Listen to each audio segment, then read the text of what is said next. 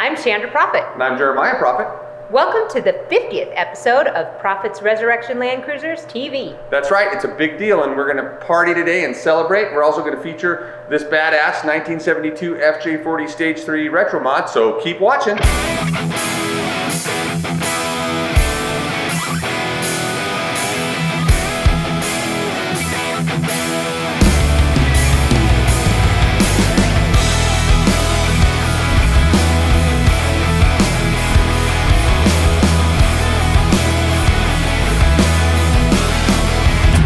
So this is short-term project party extravaganza spectacular week. Here. What that mean? Oh, look at the board. Look right there. So these 15 projects are all going to be done at the end of this week. These are short-term projects that have clogged up our short-term schedule, right? To the point where what we need to do is swarm them. And so we're swarming the projects. You'll see all kinds of code up there for how we're going to get them done. They are each on the regular project board. And to incentivize it, we have prizes. Oh, we have prizes. You want to see the prizes? Sure. Well, most of the prizes aren't here, but when each Sprint Master finishes their project, the first way to win is they get to throw a dart at the dartboard until they hit a prize, and then they get that prize. So I just got the 230-piece drill bit set. That's just one way. Then, the points that are on our tabs, I don't know if you've ever seen them. Every tab gets a certain number of points that have to do with the Fibonacci sequence. That's how long it takes to complete the task. Whoever moves the most points at the end of the week gets the pick of 16 prizes, and the top prize is worth like 250 bucks, I think. And then everybody will get a prize in order of how many points they move throughout the week. That's the second way to win. And then if we get all 15 projects done, which we're going to do, ribeye steaks next week for lunch. Short-term project party week. And we had breakfast burritos. Tomorrow we're having pork butt. I win a tire deflator. I win a collapsible cooler. 3 ways to win. Short-term project party week. We don't like to draw attention to the negative, but we love these vehicles so much. Sometimes we just have to point out things that weren't done right so that we can try to prevent things from happening to Land Cruisers in the future, or any vehicle for that matter, that should have been done differently. So stop it. Stop it. Stop it! Stop it! So we're doing a stop it on ourselves, a self-stop it. Do you remember like 20 episodes ago we did a video about this truck behind me? We called it Frozen Butter Yellow, and we had sprung it over. So spring overs are a thing of the past. They're a thing of the past. I don't know, we did hundreds of them back in the day. It was the style. Now we're taking a couple of them back, and this is one of them. They're just kind of too tall for 35s, right? They're too tall for 35s, and you know, they drive like a sprung over rig that's too top heavy with way too much weight up high, and this was one of them. And so we're unspringing it over. So stop springing over your rig unless you're on a run really big tires, like 37s, 39s, something like that. Maybe then, but let's not spring over your FJ40s that you're going to use for daily drivers. Stop it. Stop it. Stop it. We have to get rid of this. This is the ugliest slide.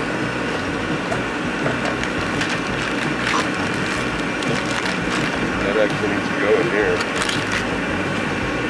It's dirty. It's brand new, it shouldn't be. The bottle is, but the coolant will be clean. Perfect. This just reminds me of that scene in Waterworld where Kevin Costner pees in that machine and then drinks it. It does look kind of like this, doesn't it? Yes. So that guy goes away, this guy goes back on. Oh, that's so much better. Why the ugly lid? Because Jason didn't give me the lid that I specifically told him he had to order separately. This Toyota does everything separate. Yeah, we'll replace that later. It's all good. This thing's almost done. It is almost done. That's exciting. Just doing a couple of the final little details, getting the air cleaner fit on just right. And it won't be long before we'll be featuring this as a done vehicle. Yeah. You've seen it in a few episodes. Corey was sanding the engine compartment, then we painted the engine compartment. I think you were wiring it the last time we talked about it. Looks pretty darn close to just interior left, and it's a real pretty truck too. This one in particular, I noticed, hasn't been molested much by people over the years. It's almost completely untouched. one owner, that's why. Really nice. Yep. Yeah. One owner who just made the right kind of decisions the whole time. Yep, exactly. So we are standing here next to a 1994 80 series Land Cruiser, and you can tell that the underside of it is covered with this beautiful, uniform, nice textured finish that's going to keep some heat back and also keep some road noise out. And it is a 2-part polyurea commercial spray liner. So that's not a DIY liner, it's a professional liner. The reason that we do this really is because it just looks so much better than what Toyota applied to the underside of these vehicles from the factory. That stuff was probably actually pretty effective, but it wasn't very uniform, and it just wasn't visually appealing. And so when we do these body off restorations on all of them, 60s, 40s, and 80 series Land Cruisers, we clean off all of the original under goo. We call it goose scraping or goose scraping. And it's a lot of work. It's a lot of manual labor. Something like 70 hours of work in like physically scraping off every little square centimeter of material that's there. So we have a tool. It's an induction heater, and this has helped to remove the bed liner much easier. It's a device that just heats it up. You have to be careful because it can damage paint if you're trying to keep the inside of something safe. There's a pad that you can use, but the warm, gooey material is a lot easier to remove than the hard, sort of rubbery surface that was there before. So it takes some time off, and it's worth having one of these. There's cheaper ones than this, but it's worth having one of these if you have to remove bed liner, and that's the tech tip. You remember this 40 from a few episodes ago? We were putting that A440F automatic in it. Well, it's just about done. It's actually completely done, except for we're gonna add a trailer brake sender to it. But anyway, check out how the transmission tunnel turned out. Pretty sweet.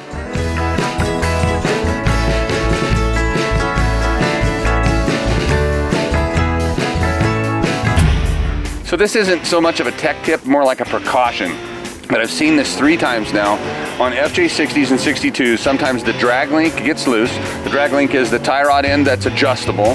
And then after a while, if it's loose enough, it can actually fall apart.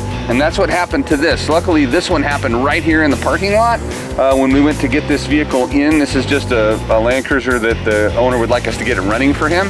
But that fell apart, and had that happened going down the road, it could have been disastrous, right? And that's what happened to the one before this.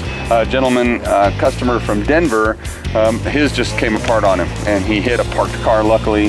Then he brought the cruiser to us, and we fixed the damage. But anyway, if you have an FJ60 and you have steering slop at all, right, you need to have somebody watch this while you turn the wheel a little bit left to right. And if there's any play, you can adjust it. There's just a big slotted, big flat screwdriver end in the. You have to remove a cotter pin, tighten that up. But please, please, please check your steering if you have slop. Make sure that yours isn't about ready to fall apart. That could be a bad day. For our 50th episode, I'm excited to show you the spectacular 1972 FJ40 Resto-mod. To change things up a little bit, let's start with the inside of this FJ40, starting from the back to the front.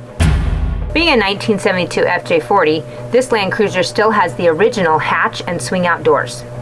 We did change the rear seating to newer FJ40 seating because they fit better with the PRLC family roll cage. In the family roll cage, we have 3 rigid A-series lights. The front seats in this Land Cruiser are bucket seats from Corbeau, and between them is our custom PRLC modified Tuffy box. The dashboard is laid out like many you've seen from us before, to include a Murphy gauge, Dakota digital gauges, retro stereo, vintage AC, and the custom ashtray switch panel to maintain the classic Land Cruiser look. The interior, gas tank, and undercarriage are sprayed in our 2-part polyurea commercial spray liner.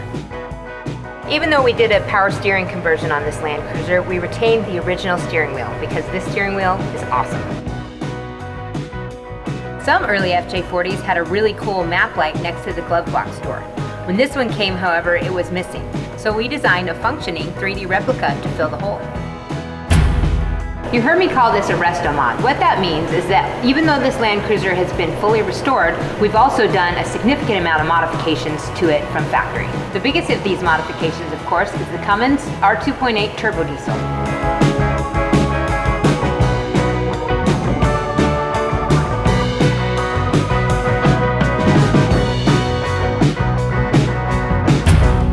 Other modifications to this cruiser include our front and rear PRLC bumpers,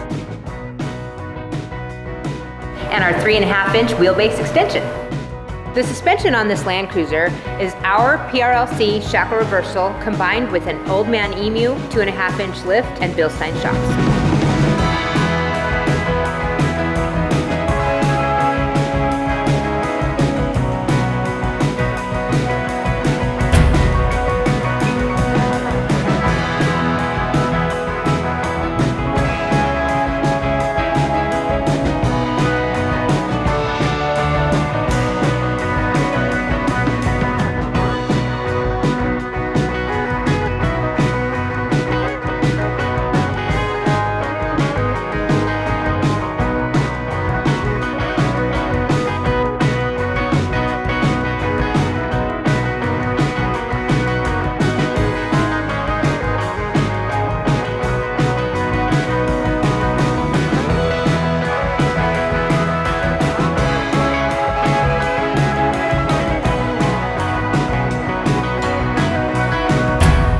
To commemorate our 50th episode of Proffitt's Resurrection Land Cruisers TV, we're giving away 25 of our Proffitt's Resurrection Land Cruisers t-shirts to the first 25 people who comment on our YouTube video. To claim your prize, simply email us at info@resurrectionlandcruisers.com with your YouTube name and the comment you made on the video, and we'll get you set up. Thanks for watching the 50th episode of Proffitt's Resurrection Land Cruisers TV. I can't believe we've made that many episodes, and if you've watched them all, thanks for being a dedicated and loyal viewer. If you like us, please subscribe. Check out our Instagram @ProCruiser, our Facebook, Resurrection Land Cruisers. And be sure to check out our revamped website at www. Don't they all start with that? resurrectionlandcruisers.com. And that's a wrap.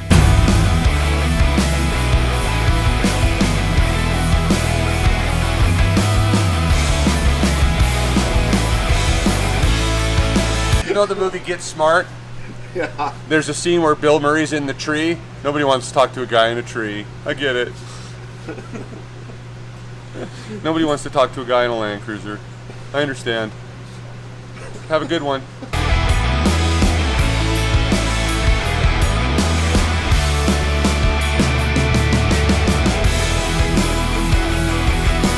What's a synonym for badass?